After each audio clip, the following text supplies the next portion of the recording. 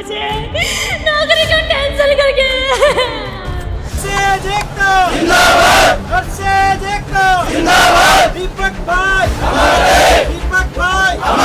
राजस्थान भर में हमारे 2209 लोगों को हटाया गया। हमारी यही मांग है कि तमाम साथियों को वापस लिया जाए। दूध में मक्खी गिर जाती है, उसको निकाल के फेंकने जैसे हमें ऐसा बर्ताव किया जा रहा है हमारे साथ। हम सरकार से यही कह रहे हैं कि हमें वापस लेने में क्या दिक्कत है। लेकिन 7 दिन से भी ज्यादा का समय हो चुका है, लेकिन अब तक गवर्नमेंट का न कोई कर्मचारी न कोई अधिकारी न हमारे पास आया है।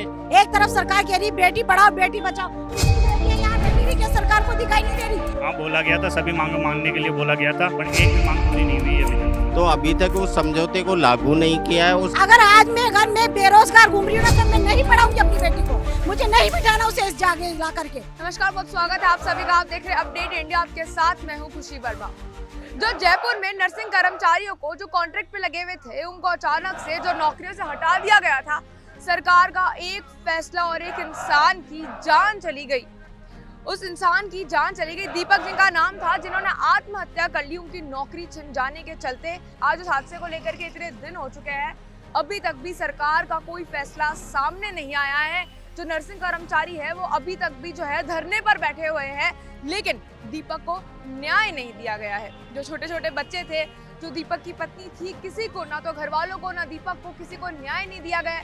ना नर्सिंग कर्मचारियों ने, जिन्होंने 24-24 घंटे रात भर इमरजेंसी वार्ड में काम कर करके हम सभी की जो है मदद करी, हम सभी का ध्यान रखा। और नर्सिंग कर्मचारियों को जब एक ही क्षण में उनकी नौकरियों से हटा दिया जाता है, और अभी तक भी जो है एक नर्सिंग कर्मचारी की जिससे जान चली जाती है और अभी तक भी उनको न्याय नहीं दिया गया।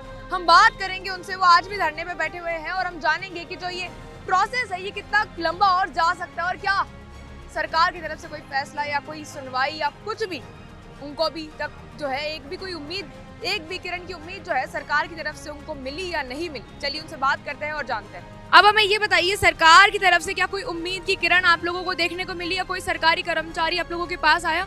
सरकार की तरफ से अभी तक कोई उम्मीद नहीं दिख रही है, ना कोई कर्मचारी हमारे पास आया। 24 तारीख को जो हमारा सीनियर का डेलीगेशन हुआ था, उसमें सरकार ने हमको आश्वासन दिया था कि 7 दिन के अंदर इनको एडजस्ट करेंगे कैसे भी करके वापस। लेकिन 7 दिन से भी ज़्यादा का समय हो चुका है, लेकिन अब तक गवर्नमेंट का न कोई कर्मचारी न कोई अधिकारी न हमारे पास आया है, न कि उनका कोई जवाब आया है कि हमको किस तरीके से लेंगे या कोई अभी तक कुछ जवाब नहीं है गवर्नमेंट। आप कुछ कहें? बस ऐसा ही है कि सरकार ने जो वादा किया था साथी दीपक के जो घर से है उसको संविदा पे नौकरी देने का और इनकी बहाली का, तो अभी तक उस समझौते को लागू नहीं किया है। उस समझौते को मतलब चिकित्सा मंत्री जी ने भी उसमें इंटरफेरेंस किया था, और चिकित्सा मंत्री जी के निर्देशन में बाबूलाल जी जो आयुक्त चिकित्सा शिक्षा के, उनसे हमारी वार्ता हुई थी। उन्होंने आश्वासन दिया था कि जल्दी आपकी मांगें पूरी कर दी जाएंगी, लेकिन आज दिनांक तक कोई धरातल पे ऐसा नहीं हो पाया। और हमारा धरना उस टाइम में हमने 24 तारीख को ये ज़रूर कहा था कि जो हमारी टोकन स्ट्राइक हर हॉस्पिटल में चल रही है 2 घंटे की, उसको हमने बंद किया था, कुछ समय के लिए स्थगित किया था। और धरना हमारा जब तक पूरी मांगें लागू नहीं होती तब तक धरना अनवरत चालू रहेगा, और हमारा धरना चालू। तो सरकार ने आप लोगों को आश्वासन दिया, तो आप लोगों को लगा था कि सरकार सच्ची में इस बार आप लोगों की जो बात है वो सुन? बिल्कुल बिल्कुल, हमने ये सोचा था कि सरकार भी संवेदनशील हुई है और हमारी मांगे जायज़ हैं, तो जायज़ मांगों को मांगना सरकार का धर्म बनता है। तो हम आश्वस्त हैं कि सरकार मांगे पूरी करेगी, लेकिन टाइम बहुत लंबा होता जा रहा है, तो सभी लोगों में आक्रोश है। और हो सकता है आज भी कोई मीटिंग हो बाबूलाल जी से। अभी हमारे जो प्रांतीय संयोजक है राजेंद्र सिंह जी राणा, उनका मेरे पास फ़ोन आया है कि उनके पीए से बात हुई है, वो 11:30 बजे हमारे को टाइम देंगे कि कितनी बजे वो हमारे से वार्ता करेंगे, उसके बाद ही कुछ कह पाएंगे हम। तो क्या कोई उम्मीद है आप लोगों को सरकार की तरफ से कि कोई ना कोई एक्शन जो है लिया जाएगा? आप लोग दोबारा धरने पे बैठे हैं सरकार के आश्वासन देने के बाद। हम लोग तो कोशिश यही है कि हम लोग सब जितने भी ऑल ओवर राजस्थान में जितने भी संविदा नर्सिंग वाले जितने भी हैं जिनको हटाया गया है, उन सभी को वापस सेवा बहाली की जाए, और आगे से ये ठेका प्रथा जो है ये ख़त्म की जाए। हम लोग इसी चीज़ को लेकर बैठे हुए हैं, और हम देखते हैं अब सरकार कब तक हमारा ध्यान देती है, हमारी इस बातों पर हमारी बात मानती है। मेरे को एक चीज़ आप लोगों से पूछनी है कि जो आप लोग हैं नर्सिंग कर्मचारी, आप लोग 36 घंटे काम करा करते थे और उसके बाद में जब एक दिन सरकार का इस तरह से फैसला आता है कि आप लोगों को अचानक से आपकी जो नौकरी है उससे निकाल दिया जाता है। भला ही आप लोग कॉन्ट्रैक्ट में थे, लेकिन काम तो आप लोगों ने परमानेंट वाले लोगों की तरह ही किया था। उसके बाद में जब आप लोगों को एक दिन अचानक से सरकार ये कहती थी कि नौकरियों से निकाला, तो उस समय आप लोगों को कैसा लगा था? और आज सरकार के आश्वासन देने के बाद में इतना लंबे समय हो गया, उसके बाद में आपको क्या महसूस हो रहा था? बस ज़्यादातर साथी उस टाइम में भी अवसाद में थे, आज भी हमारे साथी ज़्यादातर अवसाद में हैं और बड़ी टेंशन में, चिंता है, क्योंकि एक तरह से सामाजिक जो स्तर है उस पे भी कुठाराघात किया गया है कि जब चाहो ले लिया, जब चाहे भगा दिया। तो वो वाली नीति वो गलत है और हमारी मांग है कि साथियों को तुरंत बहाल किया जाए और राजस्थान भर में हमारे 2209 लोगों को हटाया गया। हमारी यही मांग है कि तमाम साथियों को वापस लिया जाए। मैं बस सरकार से यही कहना चाहता हूँ कि जो हमें हटाया गया, भाई आपने पहले हमें एक जैसे दूध में मक्खी गिर जाती है उसको निकाल के फेंकनी, जैसे हमें ऐसा बर्ताव किया जा रहा है हमारे साथ। भाई 8-8 हज़ार रुपये पहले सैलरी देते हो, एक तो वैसे हमारा शोषण किया जा रहा है, फिर बाद में आप इस सेवा बहाली कर दी जाती है, सेवा से निकाल दिया जाता है, सेवा बहाली वापस कर नहीं रहे आप। तो सरकार से ये हमारे साथ कुठाराघात हुआ है। पहली मांग तो यही थी कि दीपक के परिवार को न्याय मिले, जिसमें से दीपक की धर्मपत्नी है उसको सरकारी नौकरी मिले, दूसरा 1 करोड़ का मुआवजा था वो मिले, बाकी जो हटाए गए कर्मचारी हैं उनकी सेवा बहाली की जाए, हमारी यही मांगे थी। तो सरकार की तरफ से आप लोगों को आश्वासन दिया गया था, क्या उसमें ये कहा गया था कि आप लोगों की सारी मांगे जो है उनको माना जाएगा? हाँ, बोला गया था, सभी मांगों मानने के लिए बोला गया था, पर एक भी मांग पूरी नहीं हुई है अभी तक।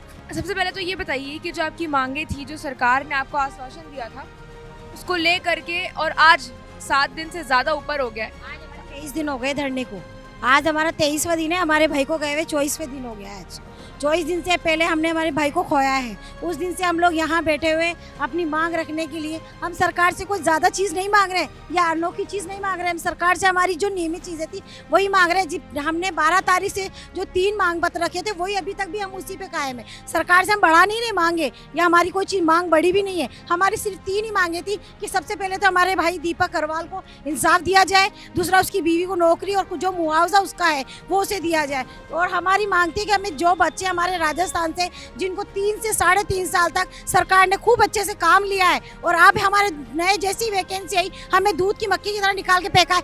हम सरकार से यही कह रहे हैं कि हमें वापस लेने में क्या दिक्कत है? जब 3.5 साल हम अच्छी सेवाएं दे रहे थे तो अब हमारे में क्या कमी आ गई जो हमें निकाल के बाहर किया? क्या हम एजुकेटेड नहीं है? हम लोग डिग्री लेके नहीं आए थे सरकार के पास? हमें किस बेस पे उन्होंने ज्वाइनिंग दी थी? वही जो चीज़ वो लेके आए, बस वो एग्जाम पास करके आए। हमारे पास अनुभव है, हमारे पास भी 3.5 साल का अनुभव है। जो चीज़ वो कर सकते हैं वो हम भी कर सकते हैं। हमें क्यों निकाला गया है? हमारी सीटें मांग रहे हैं, हम मांग रहे हैं हमें RMS में कर दो, तो करने में क्या दिक्कत आ रही है सरकार को?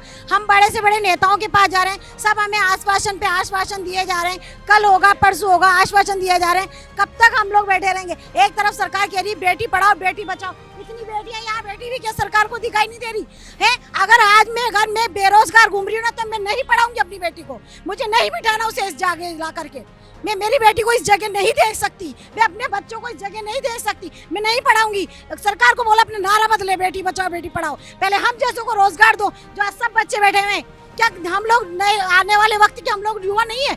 इतने युवा बेरोजगार घूम रहे हैं और नई नई नीतियां निकाल रहे हैं, नई रोज नई घोषणा कर देते, नई रोज घोषणा कर देते। अरे जो पहले है उनको तो पूरी करो। सरकार को बोलो आपका भी सिर्फ 5 साल का ही टाइम है, बाद में आप भी नहीं रहोगे।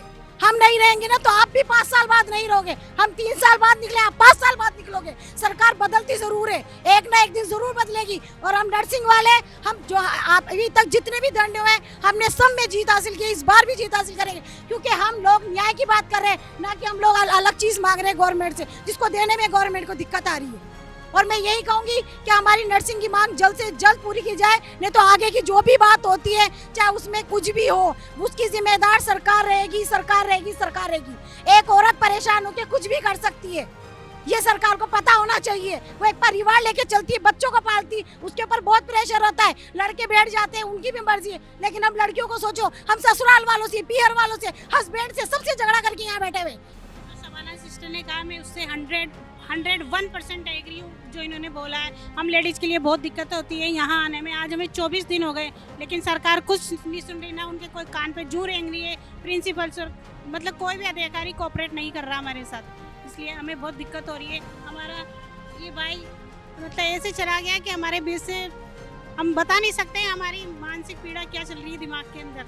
देखिए बात बड़ी विचार करने वाली है, क्योंकि बात कॉन्ट्रैक्ट की हो या परमानेंट की हो, ये चीज मैटर नहीं करती है जब काम उतनी ही श्रद्धा और ईमानदारी से करा जाए। एक कॉन्ट्रैक्ट वाले जो नर्सिंग स्टाफ थे उन्होंने भी उतनी ही ईमानदारी और श्रद्धा से, उतनी ही मेहनत से अपना काम करा जितना एक परमानेंट नर्सिंग कर्मचारी ने अपना काम किया था। और सरकार का एक फैसला और एक इंसान की जान चली गई। कई जो है इनको इंसाफ के आश्वासन दिए गए सरकार द्वारा, लेकिन एक्शन कोई भी नहीं लिया गया है। आज 24वां दिन है इनके धरने का, लेकिन कोई एक्शन सरकार द्वारा नहीं लिया गया है। दीपक को आज तक इंसाफ नहीं मिला है। ये बड़ा ही बहुत बड़ा सवाल है हमारे सामने कि आज तक भी, सबसे पहली बात तो कि दीपक को आज तक इंसाफ क्यों नहीं मिला। 24 दिन पहले दीपक ने आत्महत्या कर ली थी और आज 24वां दिन है। आज तक भी सारे नर्सिंग कर्मचारी जो है वो धरने पर बैठे हैं, लेकिन कोई इंसाफ नहीं दिया गया है। बात बड़े विचार करने वाली है। खैर आज के लिए इतना ही। ऐसी खबरों के लिए बने रहिए अपडेट इंडिया पर। मैं खुशी कैमरामैन जावेद के साथ जयपुर।